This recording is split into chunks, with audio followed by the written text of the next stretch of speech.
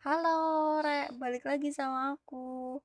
Eh, udah lama ya kita nggak ketemu. Maaf ya, soalnya aku tuh lagi sibuk-sibuknya banget, jadi nggak bisa bikin video dulu gitu. Oke, di sini aku bakalan bahas film Hereditary yang tayang di Indonesia pada tanggal 20 Juni 2018. Mungkin kalian udah ada yang pernah lihat sih filmnya, cuma di sini aku bakal ngasih film ini dalam beberapa menit aja. Jadi kalian nggak perlu lihat langsung gitu loh. Jadi aku udah rangkum sebisanya tentang film ini.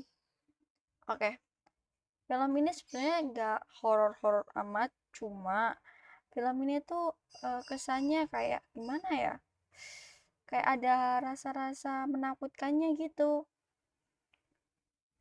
Jadi eh, pengambilan gambar di film ini tuh bener-bener membuat kita tuh merasa kayak kita tuh salah satu dalam keluarga ini gitu loh. Sebelum itu aku bakalan ngasih tahu siapa aja pemeran filmnya, yaitu yang pertama Gabriel Branch sebagai Annie, Toni Collette sebagai Steve, dan Alex Wall sebagai Peter, anak pertama dari keluarga Graham. Terus itu Shapiro sebagai Charlie. Terus nanti ada neneknya yang namanya Ellen, terus ada temennya si Ani namanya Joan. Oke, kita langsung cus aja ya ceritanya.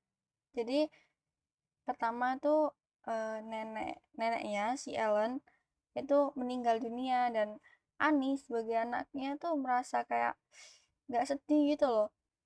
Soalnya emang hubungan mereka tuh kurang baik. Nah, terus habis itu si Charlie itu merasa sedih banget kehilangan neneknya karena emang lengket banget sama neneknya gitu.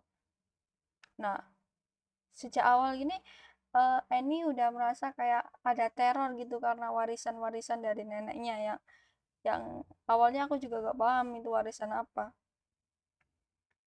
Terus habis itu Annie yang merasa kayak masih kehilangan tapi dia gak sedih, dia tuh masuk ke perkumpulan apa ya namanya ya.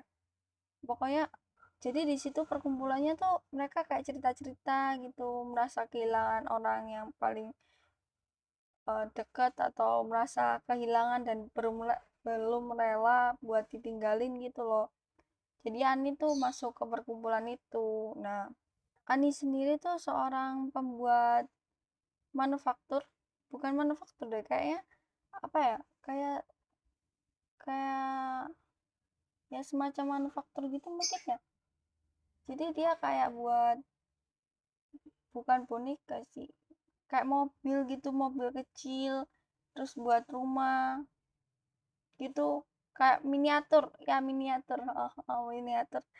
Terus habis itu di suatu hari si Peter, kakaknya ini, anak pertamanya, dia itu minta izin ke ibunya buat datang ke pesta, dan si ibunya tuh nyuruh si Peter bawa adiknya Charlie.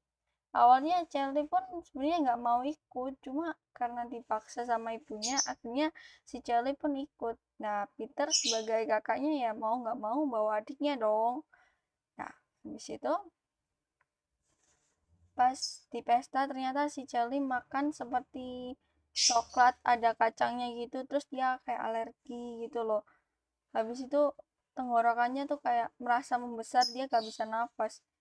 Dan si Peter yang benar-benar kaget sama keadaannya Charlie itu langsung gendong Charlie, bawa Charlie ke rumah sakit. Nah, Peter pun mendarat dengan kecepatan hampir 100 km per jam, dan di situ Charlie yang udah gak kuat nahan di belakang, di tempat duduk yang belakang maksudnya, itu membuka jendela bagian belakang dan dia ngeluarin kepalanya di jendela tadi. Terus tiba-tiba di depannya Peter itu ada sesuatu yang bikin Peter harus ngerem mendadak. Akhirnya kepalanya si Charlie tadi eh, menatap, kok menatap sih, maksudnya apa namanya itu, kayak ya pokoknya dia ketabrak gitu loh, ketabrak ke tiang gitu. Terus akhirnya kepalanya si Charlie pun putus gitu. Si Peter yang kaget tuh langsung tetap pulang gitu, gak langsung nyari nyari kepalanya, dia pulang karena posisinya emang udah malam. Dan Peter benar-benar kayak orang yang stres banget gara-gara udah merasa bunuh adiknya sendiri, padahal itu suatu kecelakaan gitu loh. Terus pas pagi-paginya Annie sama Steve yang menemukan Charlie hanya dengan tubuh aja, nggak ada kepala, tuh kaget banget. Dan Annie menganggap bahwa Peter lah yang membunuh, bukan menganggap kecelakaan, tapi si Annie menganggap Peter yang membunuh adiknya sendiri. Terus habis itu di sini Annie balik ke perkumpulan lagi. Di situ dia bertemu dengan Joan. Joan juga kehilangan anaknya dan cucu laki-lakinya. Nah, di situ Joan dan Annie mulai berteman. Lalu suatu hari saat berbelanja, Annie bertemu dengan Joan dan Joan mengajak Annie untuk melakukan sebuah panggilan atau ritual pemanggilan arwah gitu loh, yang kayak di Ouija, ya apa sih namanya, ya pokoknya gitulah. Terus habis itu pas pemanggilan ini awalnya Ani itu nggak percaya, jadi dia nggak ngikutin kayak yang Joan suruh. Terus akhirnya lama-lama karena dia sudah stres banget gitu, akhirnya dia percaya dan ngelakuin apa yang Joan suruh. Dah, disinilah masalah utamanya. Ternyata yang dipanggil Annie saat melakukan ritual itu dengan Peter dan Stephen bukanlah Charlie, tapi adalah Raja Pirate. Jadi Raja dunia bawah, maksudnya kayak Raja Iblis gitu, tapi dia tuh memberikan kekayaan bagi orang-orang yang menyembahnya gitu loh. Habis itu, karena Raja Pirate tuh membutuhkan tubuh anak laki-laki muda, akhirnya tubuhnya si Peter tadi yang dirasuki sama Raja Pirate tadi. Lalu Joan pun tiba-tiba menghilang juga. Di sini Annie merasa keluarganya terancam, mencari asal-usul dari masalah ini gitu loh. Dan dia menemukan bahwa ternyata Joan adalah teman dari ibunya tadi. Jadi Joan tuh emang sengaja memanfaatkan si Annie gitu. Terus karena sudah terlanjur memanggil, si Ani pun berniat membakar buku yang tadinya dipakai sebagai pemanggilan si Raja Pyro tadi. Dia meminta Steve buat membakar buku itu, tapi Steve gak percaya sama Ani uh, dan akhirnya Steve gak mau buang buku itu ke perapian. Dan Ani pun langsung merebut buku tersebut dan membuangnya ke perapian. Ternyata yang terbunuh bukanlah Ani, padahal Anila yang pertama mengajak melakukan panggilan itu, tapi yang terbunuh bukan Ani melainkan Steve. Ani yang stres banget, akhirnya dia tuh apa namanya, ikut gila juga. Dan Peter yang baru bangun dari uh, kerasukannya tadi, dia melihat ayahnya sendiri udah mati kebakar di depan pelatihan. Wow, sumpah ini serem banget. Terus tiba-tiba ibunya dari belakang ngejar dia, dia pun lari ke loteng. Dan sialnya di loteng itu adalah tempat mayat-mayat yang dibunuh. Aku juga gak tahu ini dibunuh siapa. Kayaknya dibunuh sama neneknya tadi deh, atau sama perkumpulannya tadi.